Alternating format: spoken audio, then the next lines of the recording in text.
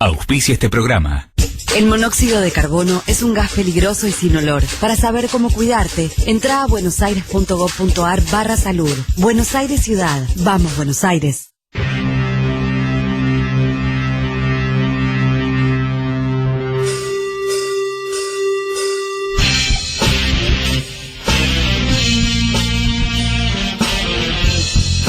Si no aceptás que te digan qué tenés que pensar,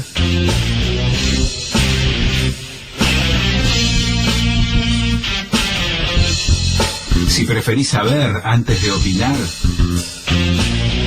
si elegís los fundamentos antes que las conclusiones,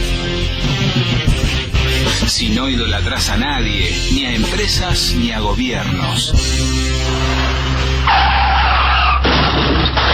me parece que estás a contramano. A contramano.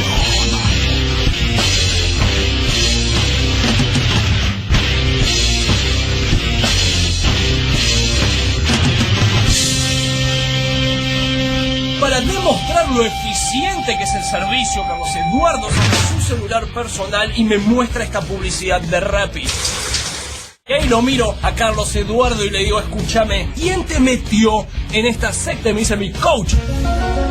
Digo, bueno, pasame con tu coach. Y ahora estamos los dos juntos llamando a la coach. Me dice, hola, sí. Yo digo, sí, discúlpeme, pero ¿qué tiene de bueno el trabajo? Y me dice, y que sos tu propio jefe. Sí, como Mark Zuckerberg o el indigente que vive en la esquina de mi cuadra. Y agrega, tenés libertad, autogestión, no tenés horarios ni superiores, no tenés jornada de trabajo definida, ni salario fijo o mínimo. Tampoco tenés seguro contra enfermedades, accidentes o RT, ni vacaciones, obra social, aguinaldo o aportes. Y ahí le digo, bueno, entonces en ese caso, en vez de decir que sos tu propio jefe, podría decir tranquilamente que sos la empleada doméstica de Jorge Triaca. De hecho, me metí en las páginas de estas empresas y se habla mucho de pasión, comunidad y diversión, como si Ravi Shankar se cogiera una mina de Herbalife. Es más, en la página de Lobo te dicen que los únicos requisitos que necesitas es tener movilidad propia, DNI o precaria, constancia de monotributo y una sonrisa de oreja a oreja. Ok, la sonrisa te la super mega debo en este momento, pero bueno, seamos buenos. Piden monotributo, entonces están en regla, o sea que le puedes facturar a la empresa. Y ahí la coach me dice, nah, pero claramente es un mega super fraude al fisco. Ok, ya mismo tengo que ser parte de esto. Entonces le digo al microempresario que tengo ahí parado hace 15 minutos en la puerta del edificio, si es tan genial, yo también quiero ser rapitendero. Por mes, ¿cuánto ganás? Y me dice, se pueden llegar a ganar hasta 20.000 pesos, eso sí, si se pedalea más de 8 horas por día. Más de 8 horas por día. Y enseguida le digo, pero pará, ¿cuánto pedalea por día un ciclista olímpico? Y lo googleamos juntos y resulta que un ciclista olímpico entrena en promedio 2 horas por día. ¡Pajeros de mierda! La mascota de las Olimpiadas de Tokio 2020 van a ser 12 piezas de sushi y la antorcha la van a llevar estos pibes en bicicleta. Y le digo, ¿cómo puede ser legal esto? Y él me dice, no te piden exámenes médicos para nada. Eso quiere decir que legalmente, hoy por hoy, Fernando de la Rúa, en el estado en el que está ahora, puede ser un rapitendero. De la Rúa se cayó.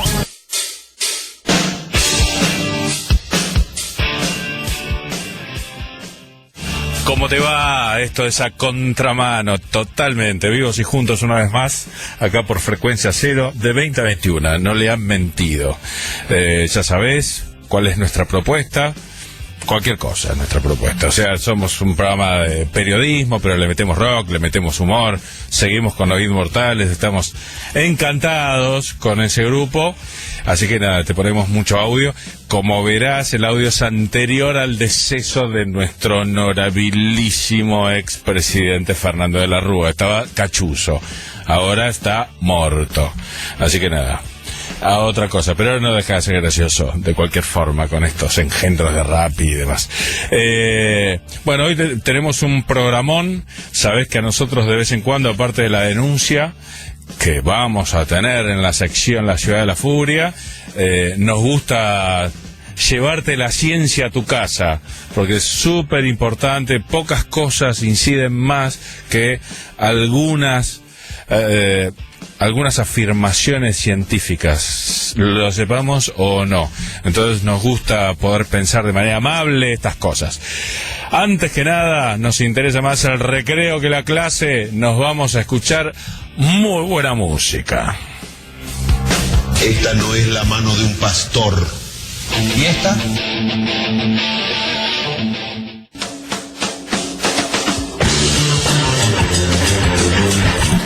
Bueno, estábamos escuchando a la gran Iron Maiden con 2 Minutes to Midnight, impresionante tema.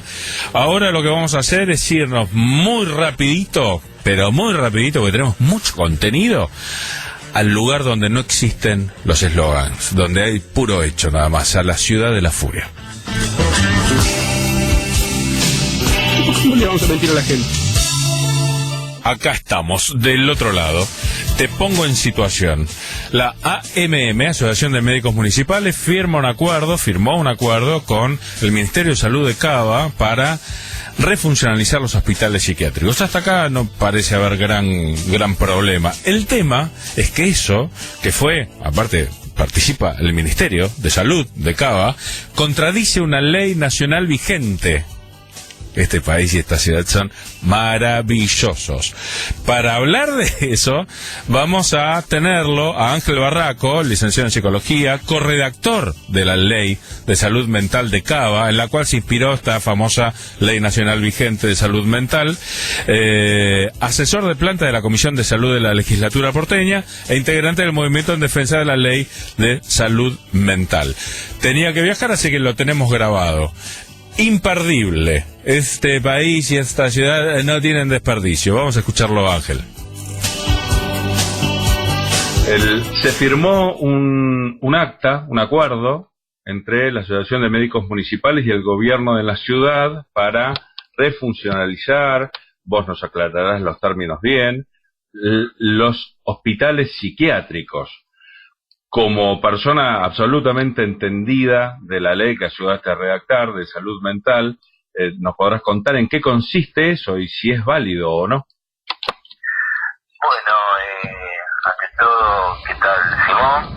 Sí, esto es un atropello más de los tantos que ha llevado adelante la Corporación Médico-Psiquiátrica acá de la Ciudad de Buenos Aires. En este caso, la Asociación de Médicos Municipales, que lanza un acta firmada por las autoridades de la Ciudad de Buenos Aires de Salud, que en realidad es una total transgresión a lo que establece la Ley Nacional de Salud Mental respecto a un mandato claro a nivel de la sustitución, esa es la palabra, sustitución de las instituciones neuropsiquiátricas, colonias.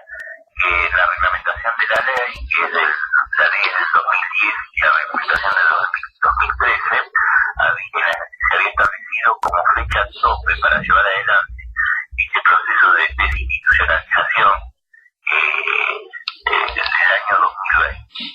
Bueno, a partir de que se está acercando el año 2020, estas entidades de médicos y de psiquiatras, salieron muy con los tapones de punta por el temor a que cierren los hospitales y lo otro que no se dice, que es lo que más les importa, las clínicas privadas y las comunidades terapéuticas. Entonces, avanzaron, como lo han hecho en varias oportunidades, ya hemos hablado cuando fue hace 2 años el intento de cambiar la reglamentación de la Ley Nacional de Salud Mental, cuestión que a la cual nos pudimos frenar. En esta situación es novedosa por cuanto este gremio, ¿no es cierto?, de manera corporativa, se instituye como autoridad de aplicación al establecer un acta de acuerdo con las autoridades de la Ciudad de Buenos Aires, la ministra, y que totalmente, digamos, contradice lo que se está expresando en la ley. Por eso ellos hablan de refuncionalización y la ley habla de sustitución. Entonces todas estas palabritas que a lo mejor se están dando vuelta y no supone a la confusión, refuncionalizar o de alguna manera adecuar no es lo mismo que sustituir. No, claramente haciendo un buen manejo del lenguaje sabemos que son cosas completamente diferentes. Exactamente. Entonces, en esta acta que realmente llama la atención en cuanto uno sabe la capacidad que tiene como poder de estos arrestos de ir contra la ley, pero en este caso sinceramente ha sorprendido a todos porque ellos se instituyen como en una situación de capacidad de poder modificar lo que establece una ley nacional por parte de un gremio y por parte de un gobierno nacional. O sea que lo que están haciendo básicamente es formalizar algo completamente ilegal, ¿decís? Exactamente, o sea, es como lo que dice Agamben, que el estado de excepción, o sea, ellos se arrogan el poder de inhibir una ley nacional, por eso tiene que quedar muy claro, una ley nacional de obligatoriedad, y con un acta, entonces ellos cambian absolutamente todo el perfil de la ley. No solo desconocen los tiempos establecidos, que hay que aclarar, el 2020 está muy próximo y no se había hecho absolutamente nada, con lo cual sustituir o cerrar hospitales no era posible, porque una cosa es que estar a favor de la ley y otra cosa es permitir que se hagan estas transgresiones, porque no podemos permitir que en el borde, el Moyano o cualquier hospital del país, si no se hicieron la apertura de todos los dispositivos que van a sustituir ese modelo, no se puede cerrar. A ver, contanos a los pacientes y a los trabajadores de la calle. Contanos brevemente en qué consistía ese reemplazo que marcaba la ley. Bueno, la necesidad de abrir, crear, por ejemplo, camas de internación en hospitales generales. La ley es muy clara. Las internaciones deben ser hechas, en el caso de necesidad de una internación, debe ser breve y controlada en hospitales generales, o sea, en hospitales polivalentes. Esto para terminar con los hospitales psiquiátricos colonias, que son monovalentes y que justamente rompen con un criterio de la atención de la salud que, o sea, uno cuando tiene un padecimiento mental tiene que ir a un hospital general como va por un problema de traumatológico, cardíaco o de cualquier otra organicidad. Y bueno, ese es el criterio. Entonces, se necesita apertura de camas de internación en hospitales generales, guardias interdisciplinarias, la apertura de casas de medio camino, residencias protegidas. ¿Qué son estos? Estos son dispositivos para que las personas que aún están detenidas, porque ese es el término, en los neuropsiquiátricos y colonias, o sea, puedan contar con una internación asistida y controlada en un ámbito, ¿no es cierto?, que es una casa de medio camino donde puede haber 10 pacientes que tienen un seguimiento de un equipo y así diferentes dispositivos. También, por lo que recuerdo, vos obviamente me ampliarás con bastante más certeza, hasta pueden llegar a vivir juntos, a pagar el alquiler, siempre con la asistencia de profesionales, ¿verdad? ¿Es así? Exactamente. En realidad ellos no, digamos, las personas que son externadas al crear estos dispositivos no es que tengan que pagar alquiler, aunque sí también hay casos de programas que contratan alquileres privados, de casas, departamentos, y eso sí corre por cuenta del Estado y también es una alternativa. Bueno, todo este despliegue de dispositivos que hacen falta no se ha hecho ni se ha de alguna manera regulado, o sea, ya sea por razones presupuestarias o por razones ideológicas, porque detrás del incumplimiento de la ley no solo está la responsabilidad de los gobiernos nacionales y provinciales, sino que está justamente el accionar corporativo que impide, ¿cierto?, dado su gran poder, de que se lleven adelante la creación de estos dispositivos, porque apuestan a que el sistema siga siendo hospitalocéntrico, o sea que todo termine en el borde, en el Moyano, en el caso de la Ciudad de Buenos Aires y las provincias también. A ver, amplíanos por favor un poquito más sobre cuál es el verdadero negocio que están tratando de mantener, porque uno que no conoce el tema, se puede llegar a sorprender. Nosotros hace bastante tiempo que arrancamos hablando con vos y vemos que hay mucha traba para que se cumpla esta ley y da la sensación de que no es claro el motivo. Lo que vos nos dijiste al principio de esta charla puede llegar a ser la llave, el negocio en realidad de los neuropsiquiátricos privados, si no se entendería tanto ahínco, ¿no? Exactamente, porque ideológicamente y mercantilmente se defiende esta institución porque quieren establecer para la psiquiatría, que fue, digamos así, la disciplina que creó los manicomios, que es la que lleva adelante justamente la conducción en este tipo de instituciones, colonias o neuropsiquiátricos, querer sostener la psiquiatría como el pivot cuando la ley establece que la atención tiene que ser interdisciplinaria, para que se entienda. O sea, cuando hay una persona que tiene un padecimiento mental, lo mejor que puede ocurrir y garantizarle su atención es que se trate de un equipo interdisciplinario donde están todas los saberes, todas las prácticas que en forma conjunta pueden dar una mejor respuesta. Lo que defienden acá es que la psiquiatría siga siendo una mirada unidimensional, hegemónica, y el resto son disciplinas como se establecía en la ley de ejecución de medicina auxiliar. Y decime, Ángel, ¿vos sabés de qué volumen hablamos de negocio con las clínicas privadas? Mira, es imposible porque así como hay poco dato de lo público, mucho menos está mucho más oculto el tema de lo privado. Vos alguna vez nos has contado que las prácticas que se mantienen ahí son bien arcaicas, o sea, se aplica electroshock, se aplica chaleco químico, me acuerdo que me llamó mucho la atención el término que habías usado. Bueno, justamente, o sea, la psiquiatría es una disciplina que está articulada en una supuesta objetividad del padecimiento, cuando todos sabemos que no hay respuesta contundente respecto del origen y cómo debe tratarse cualquier tipo de padecimiento. En este caso, cuando hablamos de los manicomios, obviamente estamos haciendo referencia a lo que vulgarmente se llama la locura, que venía a ser psicosis o otros cuadros. Bueno, entonces acá el interés es seguir siendo la psiquiatría la única que puede dar una supuesta respuesta, a partir de ahí generar justamente en este predominio lo que se ejerce en lo público automáticamente se ejerce en lo privado. Y la fuerza de lo privado es mucho más grande que respecto del sistema público. Entonces ellos defienden una cuestión respecto de la defensa de la psiquiatría como el único elemento determinante para que se entienda el lugar que siga siendo el hospital, o sea, las grandes unidades de internación, que inclusive ya la mayoría de las entidades psiquiátricas del mundo en el año 90, en la declaración de Caracas, dijeron que ya los psiquiátricos estaban obsoletos y que la psiquiatría por sí sola no podía dar respuesta.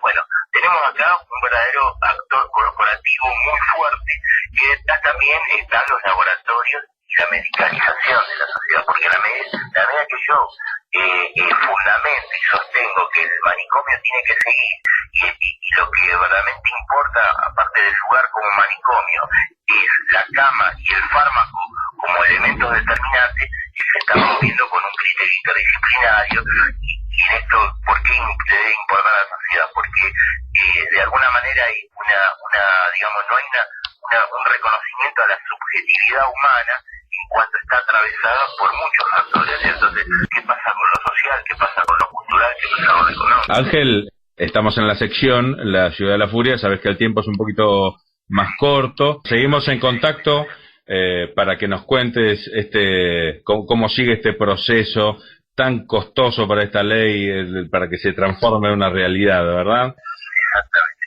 Y hay que seguir luchando. Muchas gracias por haber charlado con nosotros. No, Simón, por favor, es un gusto charlar y poder difundir lo que está ocurriendo en el marco de la... Rápido. ¿Cuánto es 2 más 2? 5. Ay, Dios. ¿Cómo 5? ¿Qué preferís? ¿Velocidad o precisión? A contramano. Bueno, espero que te haya gustado, es impresionante. Hablábamos con Ángel Barraco, licenciado en Psicología, corredactor de la Ley de Salud Mental de Cava, en la que se inspiró la Ley Nacional absolutamente ignorada, y asesor de planta de la Comisión de Salud de la Legislatura porteña. Si querés darnos tu opinión, escribinos al WhatsApp 011 4094 7100, si no Twitter, @a contramano 925, si no Facebook, fanpage, periodismo a contramano, y si no, Paloma Mensajera. Vamos a vender un poquitito y entramos con una entrevista fabulosa. Jixe debe ser esclava violada por un grupo de judíos diabéticos. Yo sé que la persona que me crió y me educó a mí, con apariciones esporádicas de mi mamá en algún cumpleaños, el bar mitzvah estuvo. Conoció el hombre a Eva, su mujer, que concibió y dio a luz a Caín y Abel. Fue Abel pastor de ovejas y Caín labrador. Con el tiempo ambos se... Frecuencia Cero, 92.5. La rompen.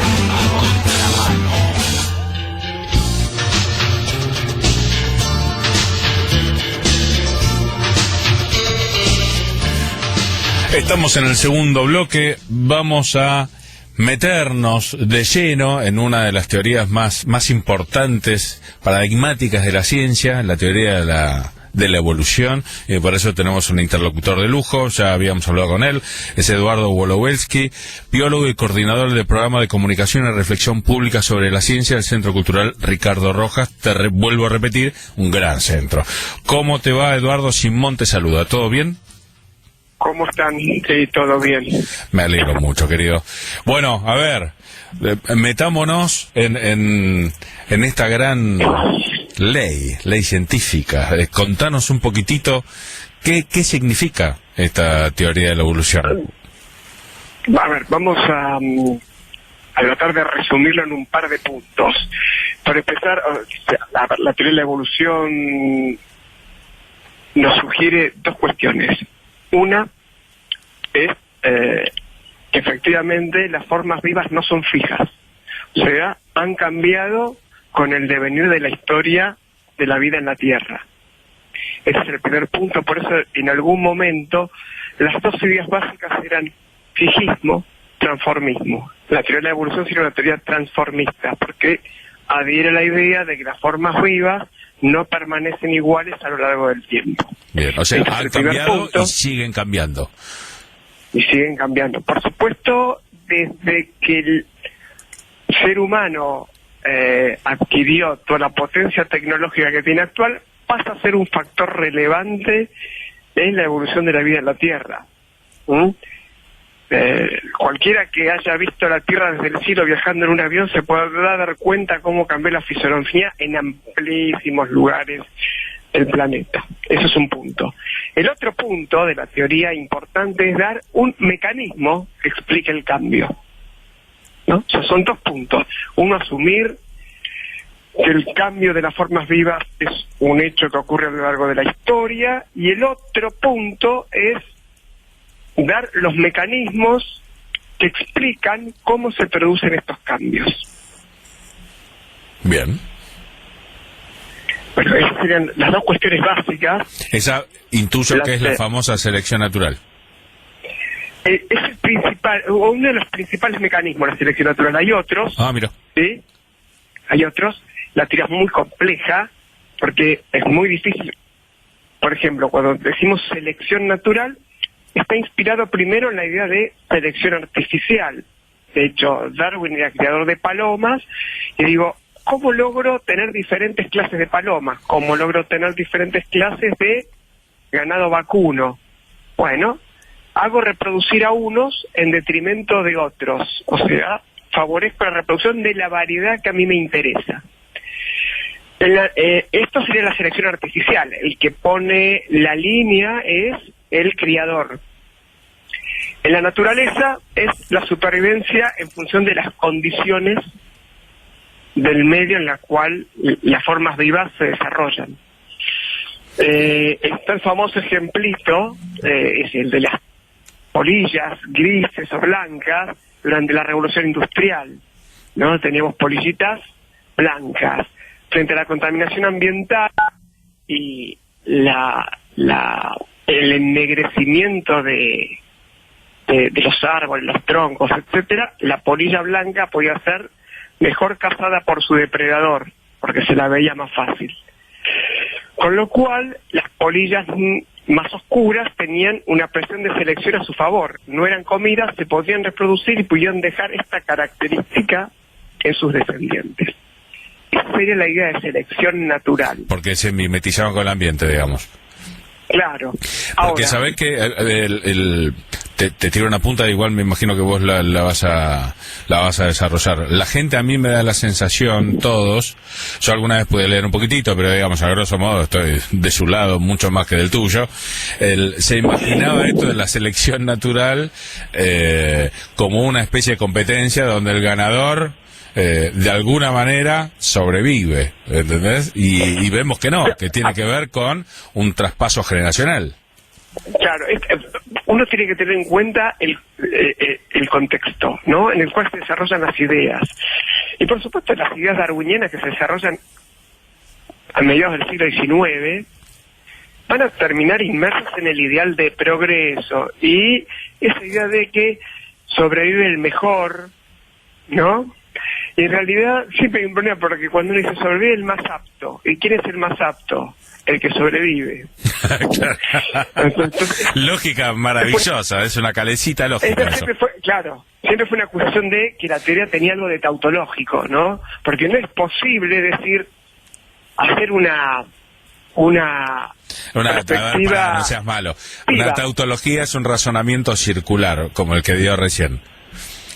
Claro, va a sobrevivir al mejor si quién es el mejor, el que sobrevivió. Claro. Entonces, porque el dato interesante es que la teoría de la evolución en algún punto no es predictiva. Yo no puedo decir, estas son las formas que van a sobrevivir respecto a estas otras. Es una teoría histórica, sí me permite explicar la evolución de la vida en la Tierra. No me permite decir cómo será la vida a futuro. Yo no me puedo parar en el Mesozoico, hacer un análisis, ¿no?, hace 200 millones de años, ¿no?, hacer un análisis de la situación de la diversidad biológica y decir, bueno, dentro de 200 millones de años la vida va a ser así.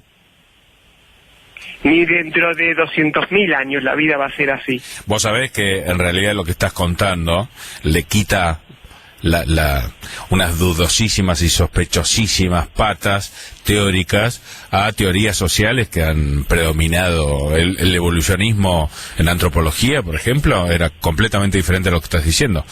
O sea, había un continuum, una especie de escalera donde estaba arriba las sociedades más logradas y abajo las más primarias. Es que ese es el gran problema con la teoría de la evolución, ¿no? Llevarla a una teoría sobre el progreso biológico. Que la imagen más común que puede venir a la mente de quienes nos escuchan es esa imagen de el monito levantándose y caminando hasta que es el hombre moderno. Sí. No vamos a entrar hoy porque es muy complejo, pero cuando uno mira el campo de la diversidad de formas de homínidos, o sea, primates que caminan en dos patas, de los cuales el hombre es la única forma actual, ¿no? La diversidad, las ramificaciones son enormes, no es legítimo ese cuadrito, ¿no?, del progreso. Uno podría decir que el chimpancé, en todo caso, es una especie tan actual. Chimpancé, cualquier forma viva actual, es una forma tan vigente, por ponerle un nombre entre comillas, como el ser humano, con lo cual ese relatito de se va levantando y va caminando en dos patas no es legítimo. De hecho, uno podría decir, bueno, nosotros convivimos con bacterias, peces, gusanos, etcétera. También es interesante que todo el mundo sepa que estamos incluyendo dentro de esa teoría no necesariamente a mamíferos solamente. Todo ser vivo. Yo estoy diciendo todo esto. Todas estas formas vivas son todas formas que podemos decir actuales. En algún sentido, podríamos pensar que cualquiera de ellas fue el punto terminal de la evolución. Claro. No lo es, pero no hay punto terminal.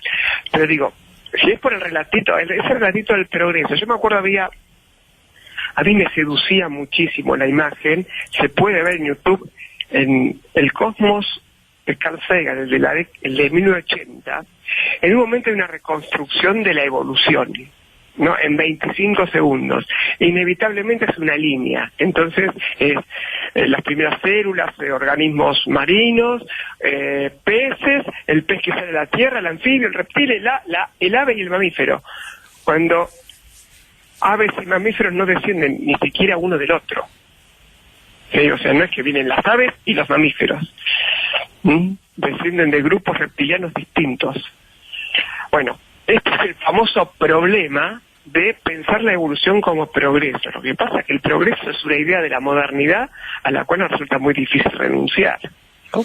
Y también que nos han vendido aquellos que también se han ungido como la máxima expresión del progreso, ¿no? Sí, a ver, por supuesto también tiene otro problema, y acá entramos en otra cuestión muy complicada, que es el derecho de los animales. Si no hay ninguna forma de progreso, entonces todos los animales son iguales, ¿no? Tenemos los movimientos de liberación del animal, etcétera, etcétera. Sí, sí. Ese es un problema, ¿por qué? Porque puede haber progreso, lo cual no significa que yo tenga que renunciar a una visión en algún punto antropocéntrica en tanto y cuanto es el ser humano el que lo piensa. No en sea ese sentido, malo. antropocéntrico. Antropocéntrico quiere decir mirada con los ojos de humano. Es que estamos desde ahí. Te voy traduciendo.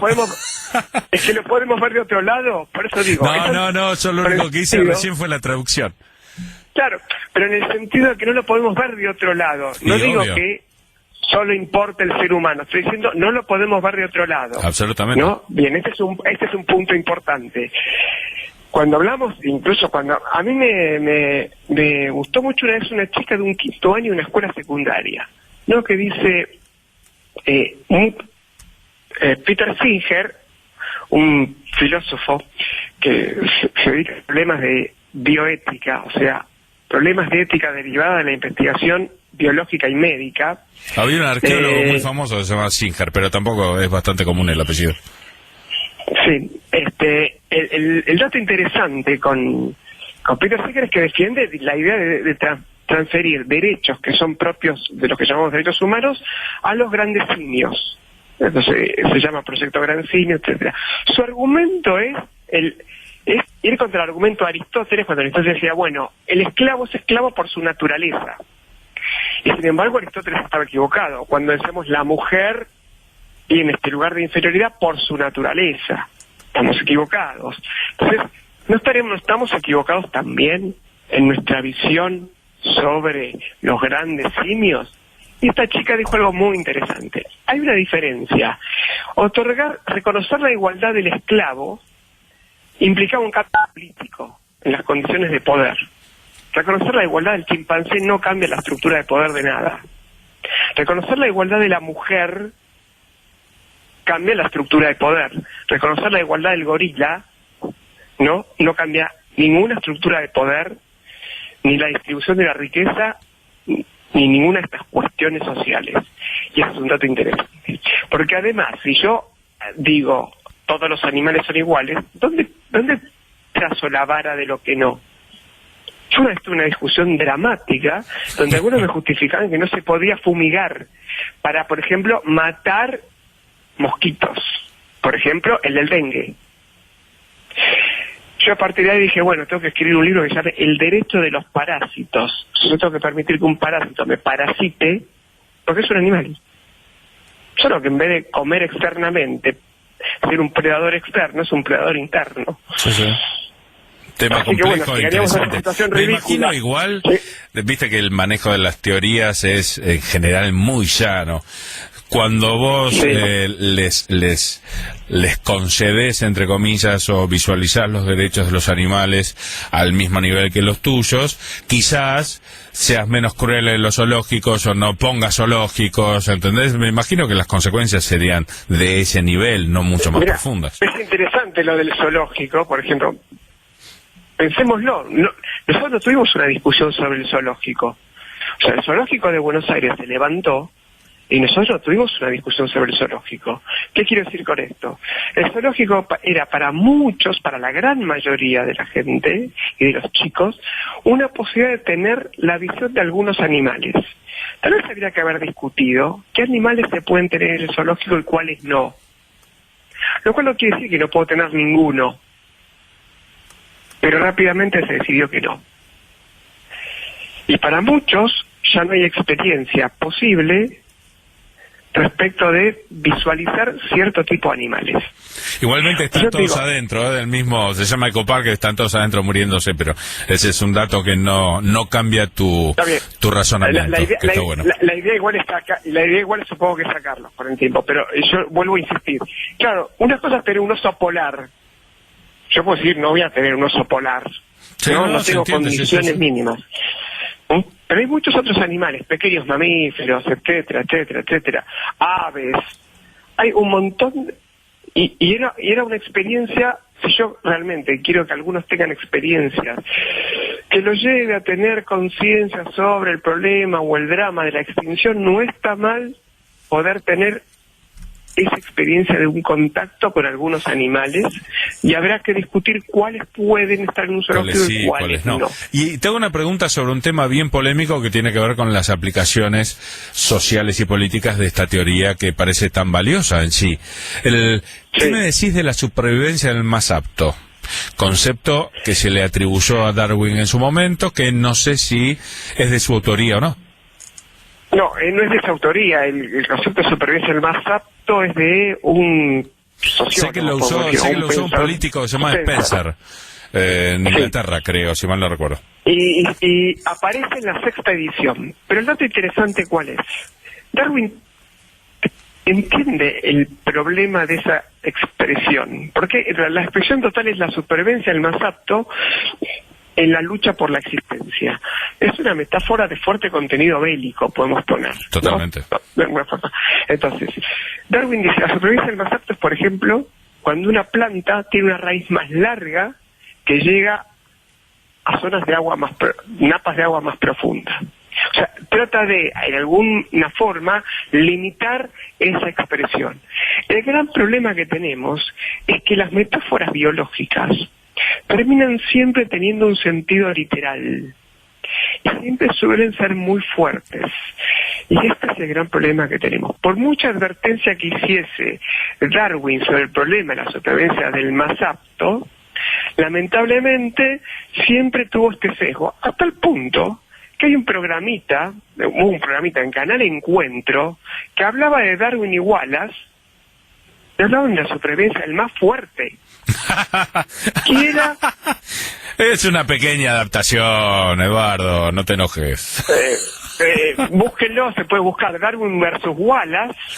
Bueno, a ver, contale, cortito, Wallace. A ver. Wallace es un naturalista inglés, más joven que Darwin, que le escribe a Darwin en 1858 le manda una carta con un artículo. En el artículo resume la idea de selección natural, la misma idea que estaba desarrollando Darwin, ¿no? Entonces ahí lo muestran como grandes peleas de la ciencia, no importa. El tema es que así no hubo ninguna pelea, nada que se le parezca, pero además de eso, en un momento dice, Wallace terminó totalmente olvidado. Falso. Si uno quiere, es casi el primer gran desarrollador de lo que llamamos la biogeografía.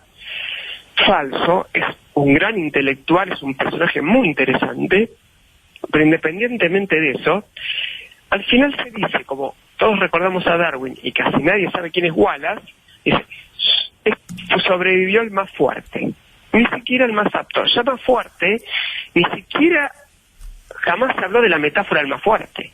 Entonces es interesante a veces la liviandad con la que se trata esto, y la liviandad no significa que las consecuencias sean livianas, las consecuencias son trágicas. Obvio. ¿No? Bueno, ese es un grave problema que ha tenido la ciencia, y vos lo debes sufrir al dedicarte a la difusión de ella y darle tu vida a esa hermosa empresa. Nosotros somos bichos que amamos matarnos entre nosotros, y la ciencia ha sido muchas veces una excelente excusa, ¿verdad? Mira, sí, de hecho yo te podría decir que gran parte de la difusión de la ciencia me hago cargo, y muchos se van a enojar conmigo. Gran parte de la difusión de la ciencia en la Argentina tiene ribetes trágicos desde la perspectiva intelectual con la que se lo hace, y sin hablar de los significados sociales de lo que se dice. Esto yo sé que lo que dije es un poco fuerte, me hago cargo, he escrito mucho sobre eso, y puedo, en algún momento podemos desarrollar ejemplos para que también uno aprenda a leer qué es lo que se nos está diciendo, porque por supuesto... Ya te digo, que me interesa, olvídate. Te doy un ejemplo muy cortito, me pasó en un profesorado, una profesora, yo estaba leyendo un libro, te voy a decir ahora cuál es, en otro momento, si quieres lo discutimos, pero estaba leyendo un libro y me dice, muy bueno ese libro, aunque no lo entendí. Entonces yo le digo, ¿por qué decís que es bueno si no lo entendiste? Absolutamente. ¿Qué tal si no lo entendiste porque es malo? Porque desde mi perspectiva, y te puedo fundamentar, el libro es muy malo. Y como es totalmente incoherente, es inentendible. Bueno, pero está escrito por un gran científico. Bueno, ¿y cuál es el tema? ¿Por qué presuponer que un gran científico primero es un gran científico? ¿Qué pone el mote del gran científico? Voy a dar un ejemplo, ¿no? Johann Stark, premio Nobel 1919 de física, no tuvo ningún problema en escribir después que la teoría de la relatividad era física judía. Entonces, que un físico pueda decir que existe algo que se llame física judía. Digo, las boludeces no las dicen boludos nada más, los genios también dicen boludeces y los boludos dicen genialidades, bueno, es así. Exactamente. Entonces, hay que tener mucho cuidado con este clasificador. Es un gran científico. Entonces digo, acá está el problema. Esta cesión de autoridad, le digo, sobre temas significativos, socialmente significativos. Un científico tiene un montón de formación técnica y tiene que poner esa formación a disposición del análisis. Por supuesto, tendrá que hacer alguna traducción, alguna forma de explicar el significado. Nadie se tiene que volver un experto en las teorías, no puede, porque tendría que estudiar una carrera. Pero sí puede entender los significados. Porque hay cuestiones que hay que debatir entre todos. No es solo patrimonio de un científico decidir tal cuestión. Porque influye sobre la vida de todos. Bueno, entonces fue interesante el tema de ¿es un buen libro o es un mal libro? ¿No? ¿Por qué suponer que lo que dice un científico está bien a priori? Esta es la gran discusión de la divulgación. Y te doy una frase que creo que no sé si lo que dijiste fue una genialidad o lo que dijo esta señora era una boludez. Creo que ambas cosas son ciertas. Pero independientemente de eso, hay un dato interesante. Hay algo que dijo Pierre Tully, un filósofo de la ciencia francés, que es muy interesante. Dice, todo divulgador debería cuidarse del evangelizador que lleva adentro. Cuando vos ves gran parte de la divulgación, lo que pretende no es que se piense la ciencia, sino convencer de que la ciencia es uno de los grandes logros incuestionables de la mente humana. Y seguramente también venderse como un buen intérprete de tamaña empresa. Por supuesto, ¿no? Por supuesto. De hecho, mira, yo en un momento dije, y esto enoja mucho, yo la serie Cosmos, el libro Cosmos, a mí me parece una serie excepcional, brillante, buenísima, a mí me sirvió un montón, me dio vuelta intelectualmente, y esa es su virtud. Pero el dato interesante es que cuando uno la lee en serio, profundamente, tiene una estructura religiosa el texto. Si vos lees el texto, ¿qué dice? ¿Cómo empieza? El universo es lo que es, lo que fue y lo que será. ¿Sabes qué pasa esa frase? Esa frase es la que le dice Dios a Moisés de cómo presentarse frente al faraón. Sí, aparte... Cuando el faraón me pregunta, dice, yo soy el que fui, el que soy y el que seré. Muy interesante. Eduardo, querido, sabés que nos faltarán oportunidades, pero se nos está agotando este capítulo. Vimos los otros jueves, pero el dato interesante, bueno, es este. En la teoría de la evolución tiene estos dos puntos problemáticos, interesantes. Uno es la idea de que los seres vivos cambian con el tiempo, que hoy ya casi es indiscutible. El otro es los mecanismos de la evolución y el problema de asociarlo a la idea de progreso, como conclusión. O sea que la evolución en sí, si manejamos bien el lenguaje, no sería tal cual connotamos la idea de evolución. La evolución es cambio. Y cuando yo digo que algo es más evolucionado que otra cosa, digo, claro, no es mejorar, digo, es más diferente de lo primero, de lo primitivo. Lo quiero buscar, no quiere decir que sea mejor.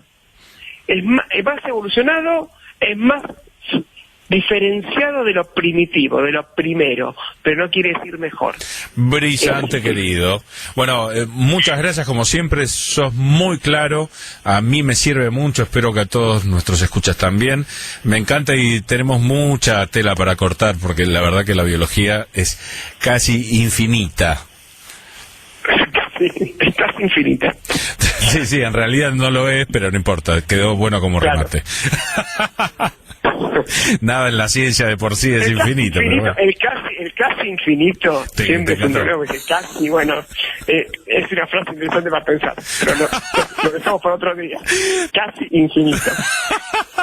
Totalmente.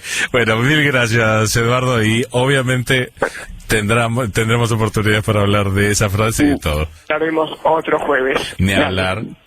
Muchas gracias, querido, un abrazo grande. Hablamos con Eduardo Wolowelsky, biólogo y coordinador del programa de comunicación y reflexión pública sobre la ciencia del Centro Cultural Ricardo Rojas de la UBA. Si no pensás, alguien lo va a hacer por vos. A contramano. Información y reflexión. ¡Espectacular! Bueno, la biblioteca agarró un libro de medicina, media hora estuvo estudiando el libro. Se acercó, me preguntó, dígame, ¿usted ya tuvo esto antes? Le contesté, sí, doctor. Me dijo, bueno, se lo agarró otra vez.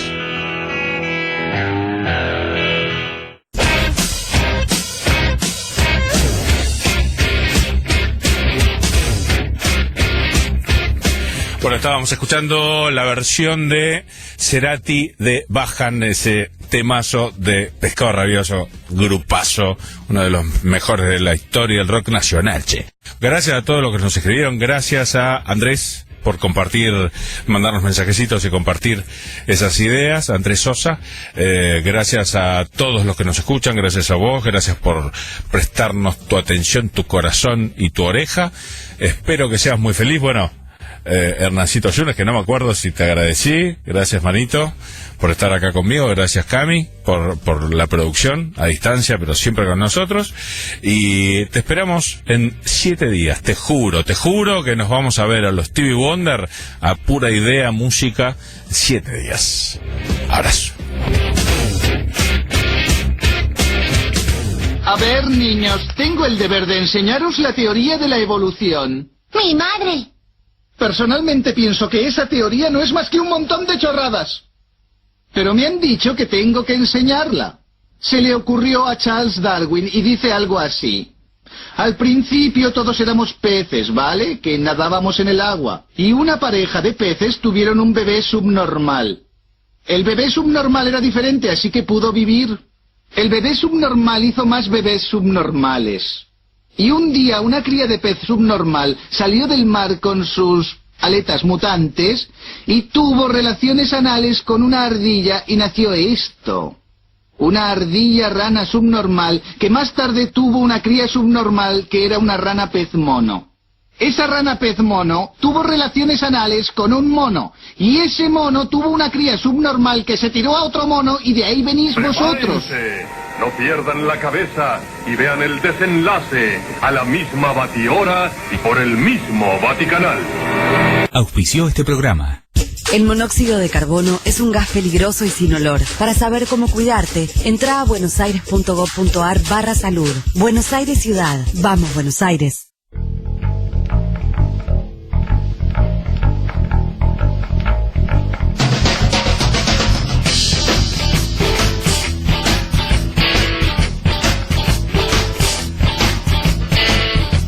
La radio la vas a escuchar, pues a cero a la izquierda en tu dial, toda la música que quieres tener, 92.5 FM frecuencia.